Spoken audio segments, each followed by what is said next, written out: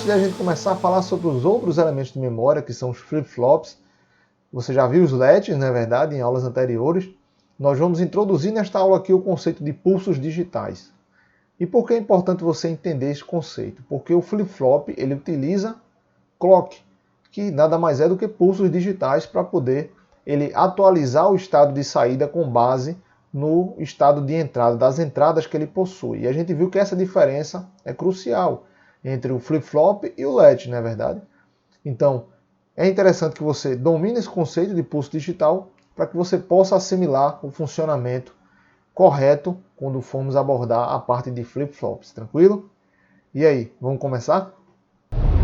Um pulso digital, em eletrônica digital, nada mais é do que um sinal onde você aplica ele a algum terminal de algum elemento, e ele vai de 0 até 1, se ele for considerado um pulso positivo, e ele vai de 1 para 0, se ele for considerado um pulso negativo. Apesar de o nome ser negativo, não quer dizer que o sinal vai ser negativo. É porque positivo se convencionou o pulso que vai de 0 para 1, nesse molde aqui vai de 0 para 1, e um pulso negativo seria você ter ele de 1 para 0, nesse caso aqui. Tranquilo? Então, o pulso ele tem uma largura, porque esse eixo aqui é o eixo do tempo e esse eixo aqui é o eixo do nível, lógico, né? Então, nível lógico 0, nível lógico 1 e o tempo. Então, aqui é aplicado um pulso. Esse W vem de width, que é de largura em inglês, né? E esse aqui seria o seu pulso positivo. Na teoria, o pulso ele tem essa transição abrupta, que vai de 0 até 1. É praticamente como se fosse uma descontinuidade, né?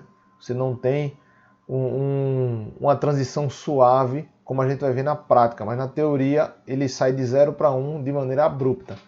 Quando você tem um trem de pulsos, isso aqui é trem de pulsos. Quando você tem um trem de pulsos, isso vai formar uma onda periódica. E no nosso caso aqui, isso aqui será o nosso clock, ou sinal de relógio. Ele tem um período, isso aqui é um período T, que se repete, não é verdade? Isso aqui é outro período, isso aqui é outro período. Lembre-se que período aqui começa em 0, vai para 1, termina em 0. Então é desse ponto até esse o período. Onde a sua frequência é igual ao inverso do período. Então tem que ter em mente isso aqui. E esse sinal de clock, ele tem algumas características. O nível 1 é o nível que a gente chama de nível lógico alto, na verdade. Isso aqui é o que a gente chama de nível lógico alto. O H de high e o 0 vem de low, né? Isso aqui vem de low e o H vem de high. Outra característica também, vou só corrigir aqui porque ficou low. Outra característica também é o nome dessa transição aqui. Essa transição que vai de 0 para 1, eu vou grifar aqui. Isso aqui chama borda de subida. Ou transição positiva. Vai de 0 para 1. Então a gente chama de borda de subida. Quando você tem essa transição aqui, que vai de 1 para 0, isso aqui a gente chama de borda de descida. Ou transição negativa. Então sempre que você ouvir a palavra de borda de subida é quando o nível vai de 0 para 1. E borda de descida é quando ele vai de 1 para 0. Pulso, você já identificou também, né? Então, todo clock, que é uma onda periódica de vários pulsos, né, ele tem várias transições de subida e várias transições de descida. Nós vamos ver que alguns flip-flops eles funcionam com transição de subida, outros funcionam com transição de descida. E a gente vai ver que tem uma diferença construtiva na hora de representar o símbolo desse tipo de flip-flop que usa esse tipo de clock, né? Na prática, o seu pulso ou o seu trem de pulso, né, porque aqui eu vou colocar 3 pontinhos, mas você poderia ter um outro desenho continuando aqui, né? Mas vamos analisar o pulso em geral, né? Então o seu pulso ele não tem essa transição abrupta na prática, ou na prática de fato, na teoria ele tem a transição abrupta, na prática ele não tem essa transição abrupta, ele tem uma rampa e essa rampa ela tem uma largura. Essa rampa tanto acontece na subida, na transição de 0 para 1, quanto na descida de 1 para 0. Esse TR aqui, o R, ele vem de rise, que é de subida, né? De ascensão, to rise, do verbo rise, né? E o F vem de fall, de cair, né? O F, ele tá para fall. Então, tempo de subida, tempo de descida. Como é mensurado esse tempo de subida? Ele é mensurado a partir de 10% do nível, quando começa a fazer a transição, 10%. Então, se aqui é 0 volts e aqui é 5 volts, a partir de 10% dessa faixa aqui é que começa a medir esse tempo de subida. Então 10% de 5 aqui seria mais ou menos meio volt. Então a partir de 0,5 volts você marca o tempo de subida e o tempo final dele, esse aqui é o tempo inicial, o tempo final é quando atinge 90%, o que seria 4,5 volts nesse caso, né? Então aqui você tem o tempo de subida.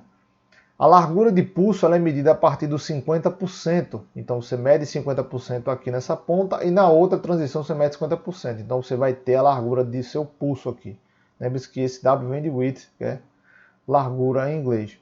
Então T, esse TW aqui, né? TW. Corrigir aqui. Em largura de pulso. Essas unidades, esses tempos aqui são em segundos, na verdade. E o tempo de descida, ele vai pegar de 90%, o tempo inicial, e o tempo final vai ser o 10%. E você vai ter o tempo de descida, TF. O TR e o TF, ele nem sempre são iguais, tá ok? Nem sempre você pode encontrar os tempos iguais, mas pode ser que os tempos sejam distintos. Vai depender do dispositivo que gera esse tipo de pulso ou trem de pulso. Então, não necessariamente TR é igual a TF, para deixar bem claro aqui. Essa é a noção que você tem que ter sobre pulsos digitais. Nós vamos abordar a parte de flip-flops na sequência. E aqui você deu para perceber como é que é na teoria, como a gente utiliza quando vai analisar os componentes na teoria de fato, você considera a transição abrupta, mas na prática você já está vendo aí que é um pouquinho diferente. Isso aqui você vai poder encontrar em datasheets, por exemplo, essas informações de tempo de subida, tempo de descida e largura de pulso para os componentes digitais, beleza? E vamos aqui para os destaques dessa aula, né? Nós vimos o conceito de pulso digital, nada mais é do que um sinal que ele varia de 0 até 1 quando é um pulso positivo, e quando ele é um pulso negativo ele varia de 1 até 0, na verdade. Vimos que ele tem uma largura, que é chamada de TW, onde esse W é de width.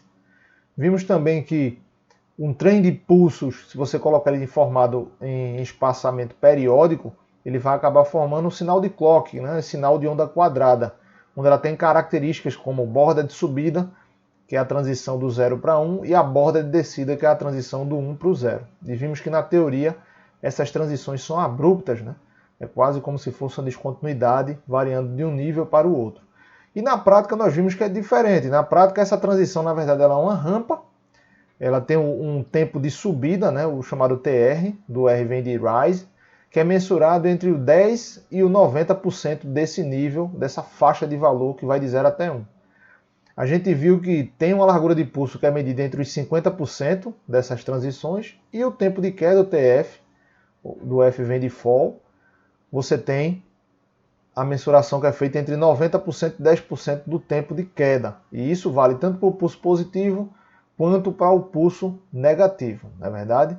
É isso, eu espero que você tenha assimilado essa noção, esse conceito de pulso digital, porque é bastante importante, nós vamos abordar isso aí quando estiver utilizando o flip-flop mais na frente, e eles usam clock, sinal de clock, então é importante você entender esse conceito do pulso digital, tanto na teoria quanto na prática, para poder compreender o funcionamento correto desses elementos de memória, beleza? Vejo vocês então na próxima aula. Até mais!